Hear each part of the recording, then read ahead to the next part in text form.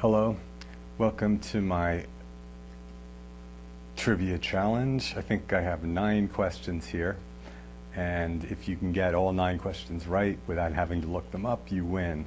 So first I'm going to go through all 9 questions, and then I'll give you the answers. So you could pause the tape if you want to think about them. So here's number 1. Why does the moon appear bigger at the horizon than it does at the zenith above? Okay, number 2, why is ice slippery? Number 3, why does NASA launch rockets in Florida? Number 4, who was the vice president in 1964? Number 5, what's the world's biggest desert? Number 6, if a tree falls in a forest and no one hears it, does it make a sound? Number 7, does water go down the drain clockwise in the northern hemisphere or counterclockwise? Number 8, this question is a multi-part, but there's only one question really. So, what's 21 plus 32? Now, what's 24 plus 13? Now, what's 31 plus 25? Quick, think of a color and a tool.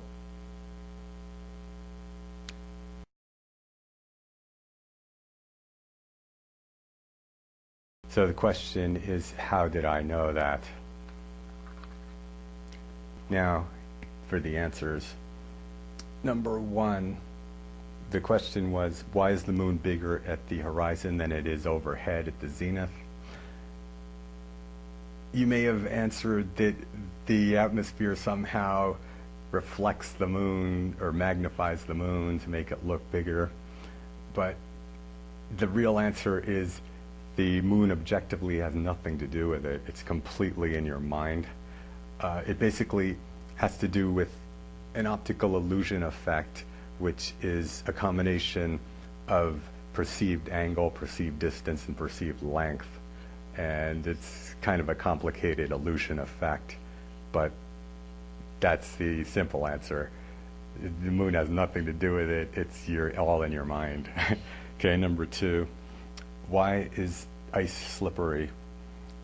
No one knows for sure, but there's some theories that they're kind of nailing it down, but they don't know for absolute sure why ice is slippery.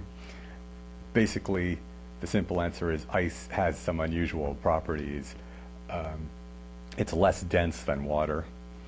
So that's why water floats, or that's why ice floats on water. So one prevailing theory is that when ice contracts, its melting temperature becomes lower.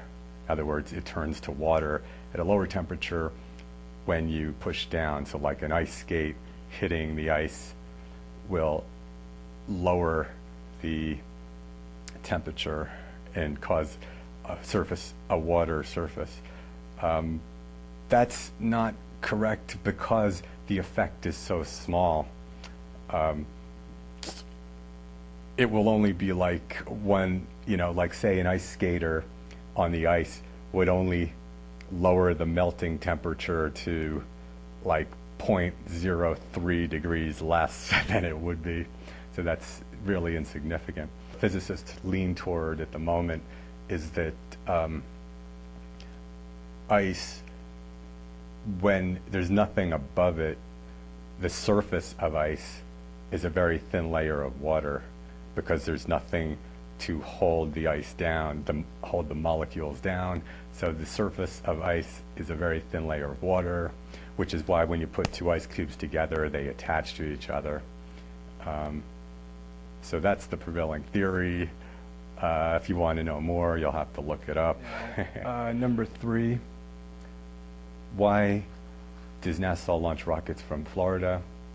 Well, it's the main reason is, aside from politics, is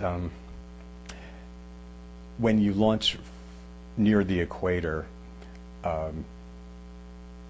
the rocket gets a jump start because the rotation of the Earth at the equator is 409 meters per second, and at Cape Canaveral it's 360 meters per second.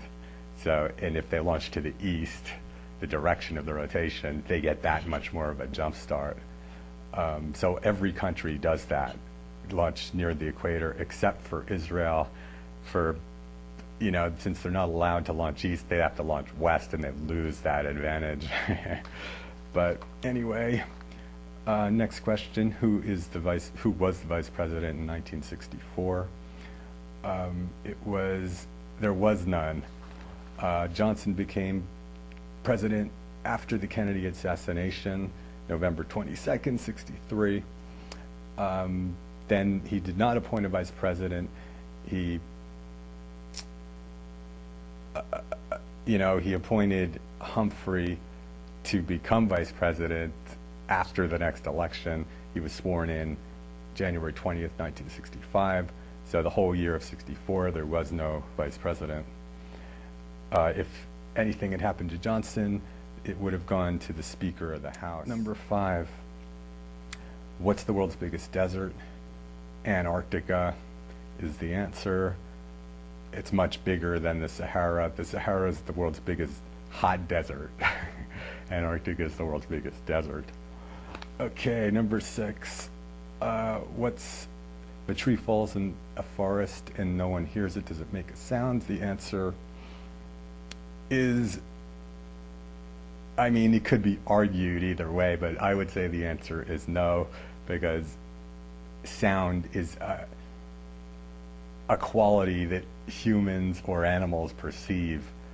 A tree makes vibrations if no one hears it, but does it make a sound, a human sound perception or an animal perception of sound if no animal or human hears it? I would say no, but it could be argued either way, I guess.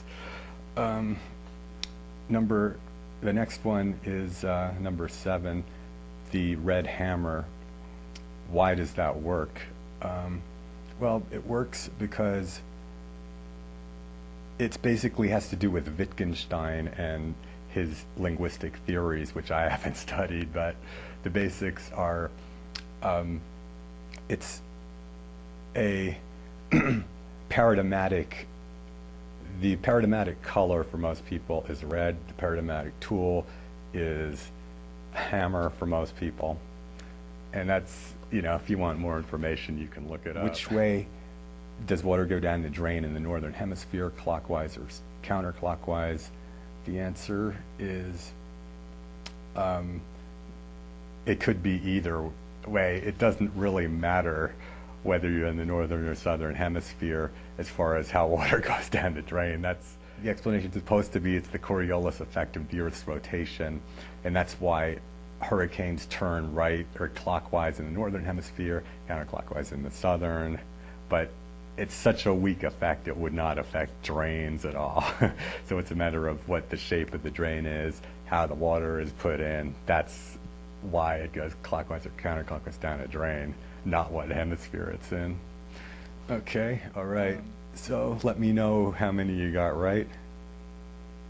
See ya.